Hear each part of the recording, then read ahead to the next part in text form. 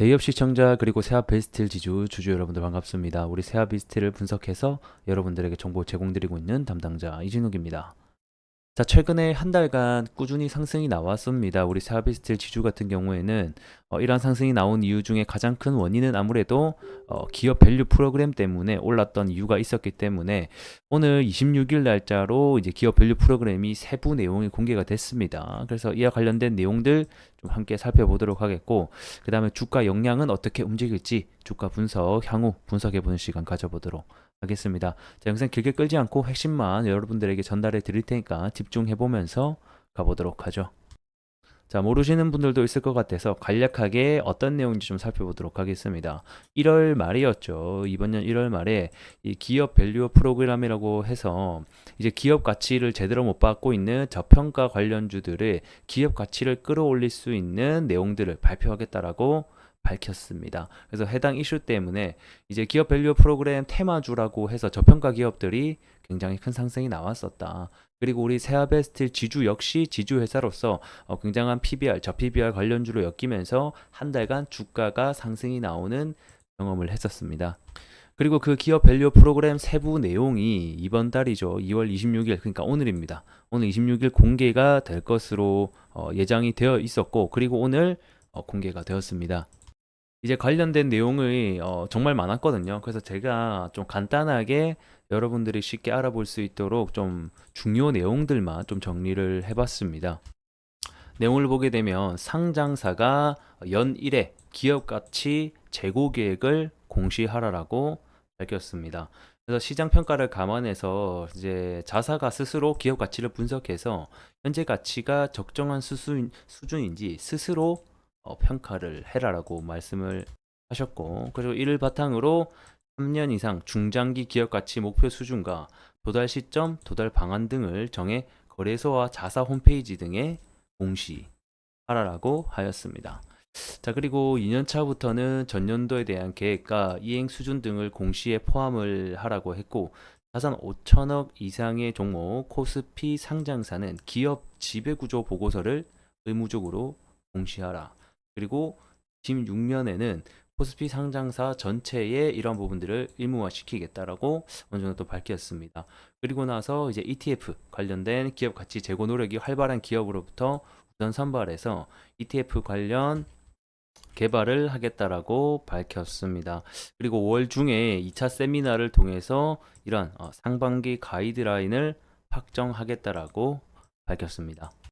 우선은 시장이 조금 생각한 것과는 좀 다른 부분이 몇 가지가 있습니다. 그 중에서 아무래도 가장 큰 부분이라고 하면 자율 공표의 형식이지 않나 이렇게 좀 생각이 드는데, 일단은 이 기업 밸류 프로그램이라는 것 자체가 일본에서 어느 정도 좀 모방을 한 것이 있기 때문에 일본의 같은 경우에는 저평가 기업 그다음에 주주 가치를 의무적으로 의무화시켰습니다. 그래서 의무화를 통해서 뭐 이러한 주주 재고 가치를 안 하면 뭐 상장 폐지까지 시키는 의무화를 통해서 전반적으로 증시를 끌어올렸다라고 하면, 우리나라 같은 경우에는 이런 부분은 좀 의무화가 되기를 아무래도 시장이 기대하고 있었던 것 같은데, 자율적으로 스스로 기업이 발표하게끔 했다라는 점.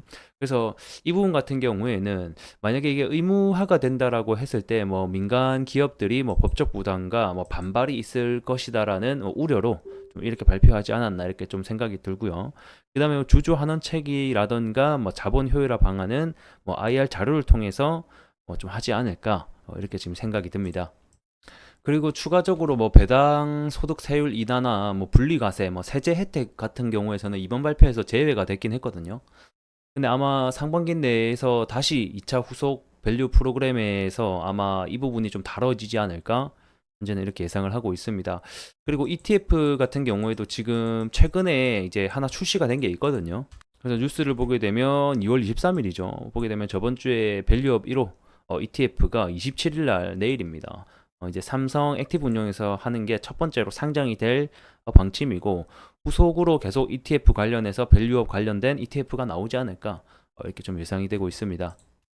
그래서 우리 세아베스틸 지주 같은 경우에는 여기에 과연 포함이 될 수 있을까에 대한 여부를 좀 함께 보자라고 하면, 최근에 매출이익과 영업이익이 꾸준히 증가하고 있는 것은 굉장히 좀 긍정적인 요소로 평가가 되고 있고, 그 다음에 밸류 프로그램 도입의 가장 중요한 ROE 부분. ROE 부분 역시 좀 어느 정도 상장을 해주고 있는 모습이 아닌가. 그리고 무엇보다 PBR 역시 0.3배에서 0.4배로 저평가 종목에 속하긴 합니다. 그래서 충분히 세아비스틸 지주 역시 기업 밸류 프로그램의 수혜를 받을 수 있는 종목이라고 예상이 되고 있고, 시장도 어느 정도 그렇게 평가를 하고 있고 반영을 하고 있기 때문에 최근에 주가가 한 달 사이에서 2만 원에서 2만 6천 원, 2만 7천 원까지 점프하게 된 계기가 되지 않았나 이렇게 생각이 됩니다. 그래서 추가로 ETF 관련해서 만약에 이 세아베스트 지주가 포함이 된다라고 하면 추가적인 패시브 자금을 통해서 주가가 다시 한 번 더 올라갈 수 있는 계기가 될 수도 있다. 이렇게 조금 알고 계시면 좋을 것 같습니다. 차트로 보게 되면 아무래도 최근 1년간 좀 행보를 해주긴 했습니다. 실적이 어느 정도 올라와 주고 있지만 전방 산업에 대한 좀 수요 부진에 대한 업황 실적이, 그러니까 업황 자체가 지금은 전반적으로 안 좋은데 반면에서 실적은 좀 괜찮게 나왔기 때문에 주가는 이런 식으로 행보를 해주고 있다라고 생각해 주시면 좋을 것 같고, 일반적으로 이렇게 2만원에서부터 2만 9천원 사이죠. 2만원에서 3만원대 사이에 박스권을 형성하면서 올라갔다 내려갔다 하는 종목은 일반적으로는 하단에서 사서 상단에서 매도하는 전략, 일반적으로 박스권 매매 전략은 이렇게 매매 전략을 세워보시면 좋을 것 같고, 중장기 관점으로 보시는 분들에게는 아무래도 단기적으로는 우선 기업 밸류 프로그램을 통해서 다시 한 번 더 상승이 나와줄 수 있을지 여부, 그리고 단기적으로 보게 되면 아무래도 발표가 우선적으로는 낮기 때문에 단기 소멸로 주가 차익 실현에 대한 가능성도 염두를 해 주시면 좋겠습니다. 하지만 지지선이 충분히 24,000원 구간에서 지지가 나와줄 것으로 현재는 예상이 되고 있기 때문에 추가적으로 5월달, 6월달에 다시 한 번 더 세부안이 발표된다라고 하고, 그 다음에 ETF 관련된 또 패시브 자금이 들어올 수 있다라는 가능성을 합쳐진다라고 하면 다시 한 번 더 27,000원, 28,000원까지 돌파할 수 있을 는 여부도 함께 좀 살펴보시면 좋을 것 같습니다. 하지만 이러한 재료들은 단기적인 재료고, 결국에는 중요한 것은 업황이라던가 그 다음에 자회사, 아무래도 지주회사이기 때문에 지분법에 의한 자회사에 대한 실적이 주가 본질에는 더 중요하겠다. 이러한 부분은 이제 저는 다음 시간에 여러분들에게 좀 다뤄드리면서 적정 주가 가치라던가 자회사에 대한 실적 부분, 그리고 우리 세아베스트에 대한 실적 부분까지 함께 좀 다뤄보는 시간 가져보도록 하겠습니다. 오늘 영상 대단히 수고 많으셨고요. 다음 영상을 또 기대해 주시면서 구독과 좋아요 부탁드리면서 다음 시간에 뵙도록 하겠습니다. 고맙습니다.